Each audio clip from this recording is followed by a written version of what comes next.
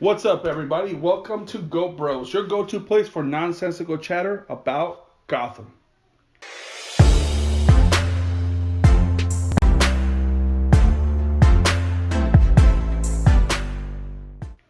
I am Chima Chuck. And I'm D2, and today we're gonna review the very first episode of Gotham, the pilot episode, of course. So let's get right into it. The beginning of Gotham, the start of this series starts with, of course, the brain murders, the Bruce Wayne parents' murders. Before that, I know the Bane murders. That's how we feel now after watching these. Actually, it starts with the pan of the city. Sure, yeah. And to me, that's a big part. You know, we've talked about this. I know you brought it up to me. The city is a big. I mean, the name of the show is Gotham. Mm-hmm. The city plays a big part as a character. All right. So that was cool. But then yes, we go on to the Wayne's murders. Mm-hmm. And it starts off. The setup to it is Catwoman. You see Catwoman. She steals some milk, and you see that she's not a seasoned thief yet. She gets caught. Or she gets noticed. She doesn't actually get caught. She's like, she steals some guy's wallet. He's like, where the fuck's my wallet? Just like it's out of nowhere. Like he does 30-second checks for his even wallet. Catwoman looks back like, oh fuck, how do you know? Well, I mean, it's kind of obvious. Like, he like. Yeah, but he had like a split second where he's like, you know what, fuck, I feel lighter. Like these 2 ounces on me. I'm no longer leaning to my left. Yeah. So she goes to the alleyway and then she notices. She hears the Waynes coming around the corner. Yeah. And as we all know, the Waynes survived. And everybody lived happily ever after. No, they got shot and killed. Which was done so well. Yeah, it was done brilliantly. Just graphic, like you see the splatter and Bruce screaming, like that was. It was very convincing. It was good. It was a good scene. Really good scene. And this is for people who've seen that scene how many times? Oh yeah, you get tired by it by now. I mean, Jesus, the Batman v Superman one was as long as this whole episode. So, and the new twist on this death scene is that Catwoman's watching from above. Right. So I think that adds a little, I don't know, like a seed, like that brings Catwoman and Bruce closer. Sorry, I said seed and I said Catwoman. Later on in the seasons, I would assume, right? Like I was there when I saw your parents die. Yeah. So that kind of brings. Has to come up at some point, right?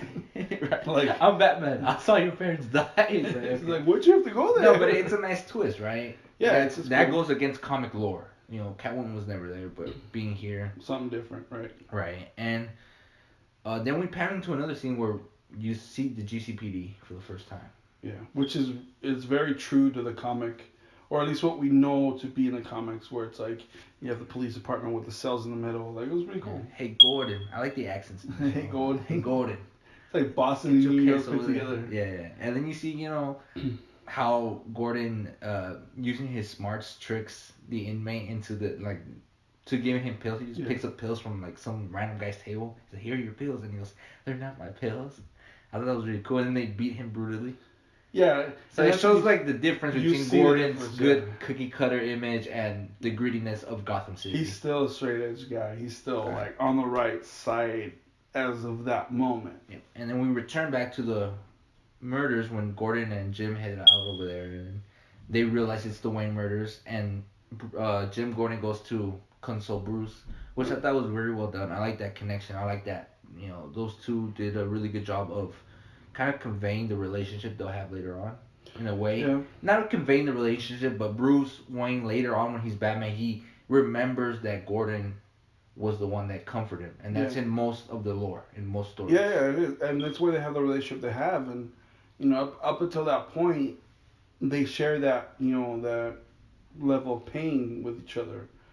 This is Jim talks about his situation with his parents, and so they have that bonds them that nobody else really has. And then Gordon says a great line where he's like, there will be light, Bruce, and I thought that was a really, really well delivered. And then Harvey, no emotional attachment. He sees that, oh shit, these are the Wayne murders. Don't give it to me. Your partner's already talked with the guy. Fuck.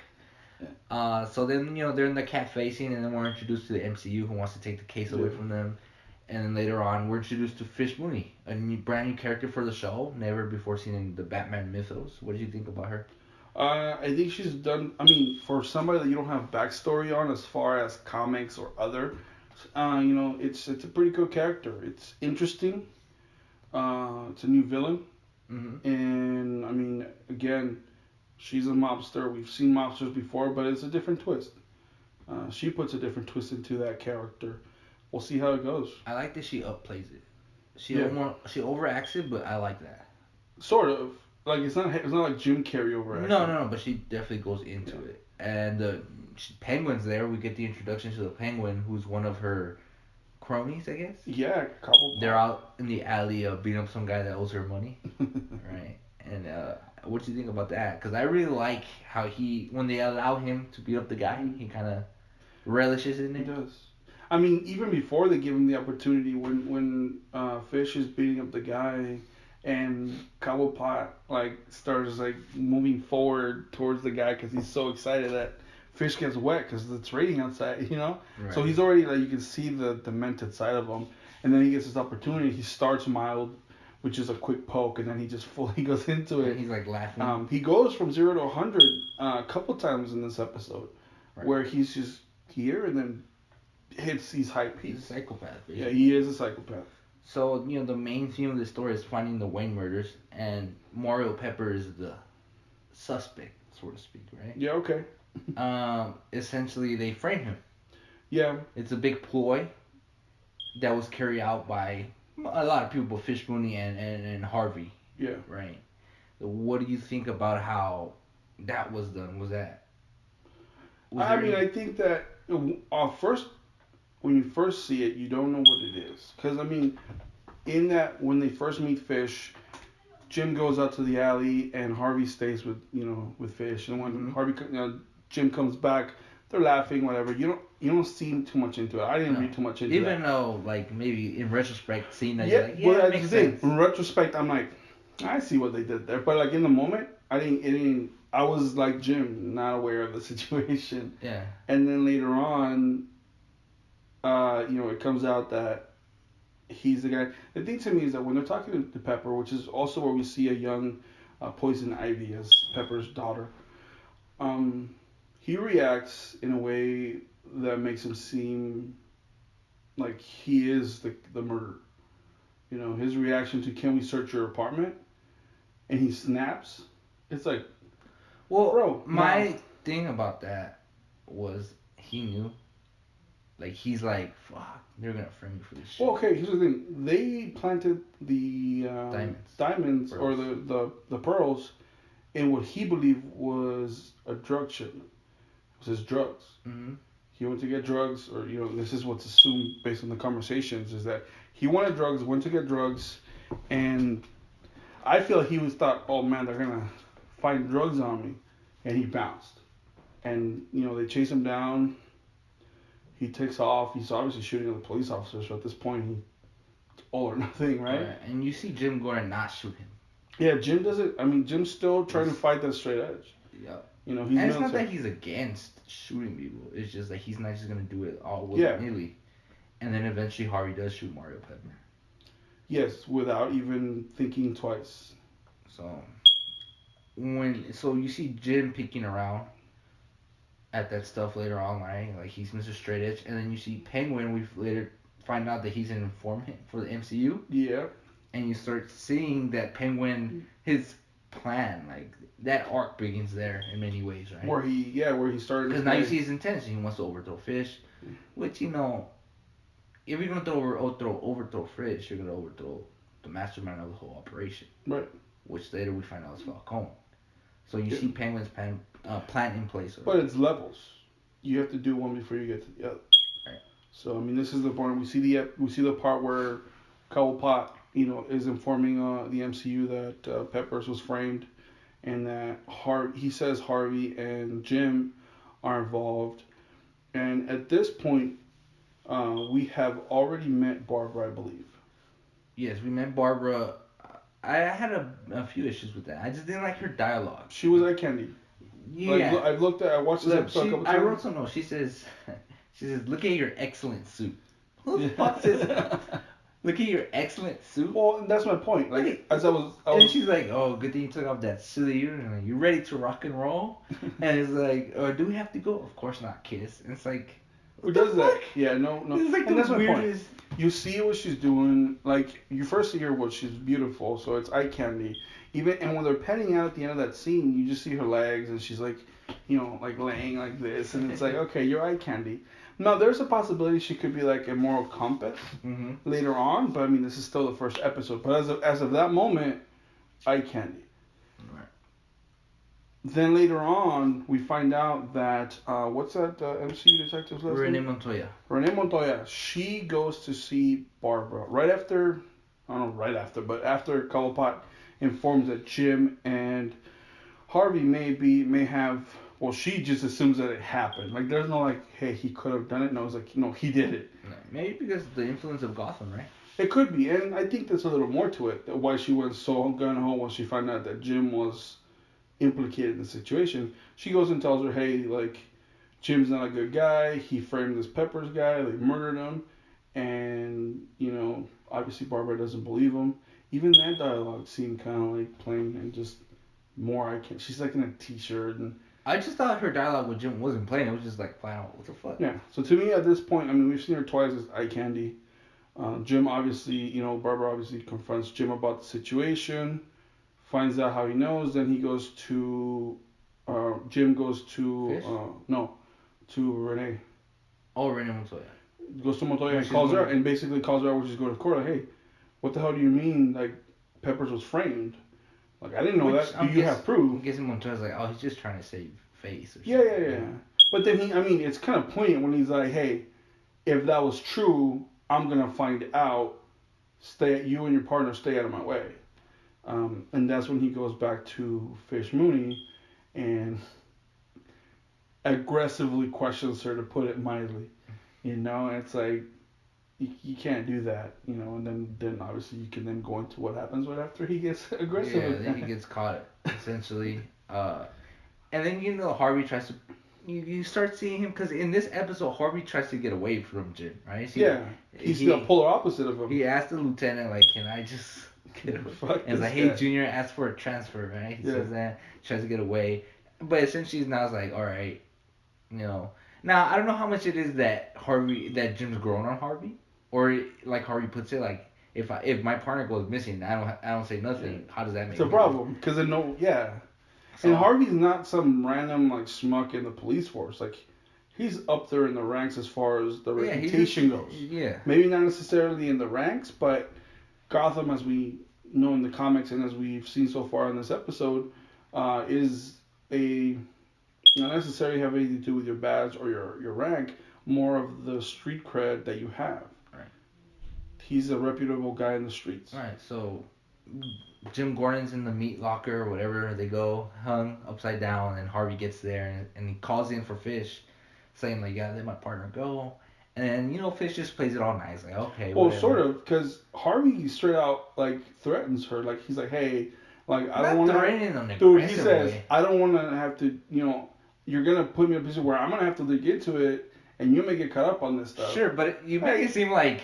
No, but that's. I'm saying they put it nicely. Well, because I never said that. She's like, "Hey, you motherfucking Fish, let my partner go, bitch." No. And she's like, "Oh." But it's not about what he says. I know the subtle. It's how she takes it. That's what I'm saying. Because she saying. tells her. No. But when they're talking, Harvey and Fish, it's not like they're yelling at each other. It's cordial. It's basically cordial. Like they're forced to do things. Harvey's like, I have to do this, and Fish is like, well, if you have to, like, doesn't tell Harvey, but because you have to do this, I have to get you too. And that's when she's like, put Butch back on the phone after they agreed that they'll let him go, let Jim go, and he's like, that son of a bitch threatened me, go get him, and then they're both hanging upside down, about to get chopped up to pieces. And they get saved by the man. Yeah, it looked like they were gonna get like freaking raped by that meat guy, right? like the fucking Pulp Fiction thing. What's the gnome or what the fuck? That was funny. Like the lights are on. It's like, what the fuck is going on? No, he was just gonna get chopped off. But then Don Falcone comes in, saves the day, which is funny. It saves the day. Yeah. He does it for his own personal interest. Of course, but then you get to see the difference. You have a Cobblepot who's like just basically throwing wrenches in everybody's shit. You have a Fish Mooney who's power hungry and doesn't care what trying she's to kill cops. That's why Falcone stopped her. Trying to just doesn't matter what the like. She's like, fuck it, I'm gonna get to the top no matter what. And then Don Falcone comes in and says, whoa, settle down, children. There's rules on how we do what we do. Mm-hmm. You can't go around killing cops, you know. And then he pulls him down. He has a side conversation with Jim. Apparently, Don Falcone and Jim's dad, who was a DA, I believe, right? Mm-hmm. Know each other, and he says it. You know, he's like, you sound, you know, like your father. Yeah, you're hard-headed like your father, which I think that's a lot of the problem with Jim, and I'll touch on that a little bit later. But Don Falcone says, like, you can't have organized crime without law and order. Like, there is a yin and yang to that, which I think Fish and Cobblepot don't understand. And if you really think about it, going further down, and I don't mean in the Gotham series, but just in the lore of Batman, it's probably what spins Gotham into that spiral of a cesspool that it becomes. Where you have the villains like Poison Ivy, you know, Riddler, Penguin, stuff like that, and then and Joker and stuff like that, is that law and order breaks at some point, right? You know, and it's chaos. And it's chaos, and which is what Falcone is trying to prevent, not for his virtuous, you know, personal views, but because it's not good for business. Yeah, it's not good for business. To the point where then we now cut to the next scene, which is Drivey and Harvey. Harvey and Jim driving. I call him Drivey. Drivey and Harvey. That sounds like he calls the car. That sounds like a Nick Toon show or like a Nick Morning show. Like it's Drivey. But no, it's Harvey and Jim driving to the what's called the docks. arena, right? No, the docks, right? Yeah, the docks. Yeah. And what happens to the dogs, bro? Essentially, Penguin's in the back seat. Not in the back seat. He's in the trunk. He's not in the back seat having a. They're not singing along at 3. No. But he's in the trunk, and essentially Harvey's like, listen, Falcone says you have to kill the Cowboy to make sure that Jim's with the program, with the whole law, like the whole thing you just mentioned about law and order, how everything has to be like this, right? Organized crime, but with a certain order to it. And if you don't do it, I have to kill you, because then essentially everybody's gonna die. Yeah, pretty much. Right? Because if you're not killing Cobblepot, they will. And if I don't kill you, they will kill you, which in turn will kill me. Yeah. So essentially, Jim's like, fuck. You know, he's thrown into this dilemma that only Gotham could give you, right? Of course. So he goes, has him by the collar, and he's like, don't come back to Gotham. Penguin has this like, what the fuck? And he's probably surprised too, like, why aren't you not corrupt and shooting me in the head? And he just shoots to the side of him and like pushes in him. Harvey's of course not next to him, because you know that would ruin the plot. Of course, plot point, you know. And he's like, you know, he does it. He's like, good boy, attaboy, whatever he says. So essentially, Jim just thinks it doesn't tie up a loose end with Penguin. He's just like, just assumes that Penguin's scared to shit, like he will never come back to Gotham. Right. And that was a mistake. That was a mistake, because at the end of this episode, Cobblepot comes out of the water, and apparently is hungry. Yeah. And goes up to a fisherman. Yeah, fish out of water. Goes up to a fisherman and kills him for a sandwich. And that's 0 to 100. And then Gotham. And the movie. But that's at 0 to 100. Mm-hmm. That's at 0 to 100. To me, that character was one of the best characters of that show. I mean, it's the pilot, but it's the best character so far. Right. So Jim, you know. Jim's there. He's a straight edge guy. You know, they're same with Harvey. They're playing off Jim. They're playing off, yeah. Yeah. Barbara to me was just eye candy, which I mean, I'm not gonna complain for eye candy. She bet wasn't bad, but right now. She was bad. Huh? She was bad. She was bad. No, what I'm saying is that right now they haven't utilized her for more than just eye candy. No. I don't know if that'll change, because I've never seen the series, but as of right now, she's just eye candy, and potentially some storyline with the MCU detective. You have the city itself. You can see how corrupt it is. Fish, her motivations. You have Falcone's motivations. Everybody's kind of set their foundation of what they want and what they want to do. Yeah.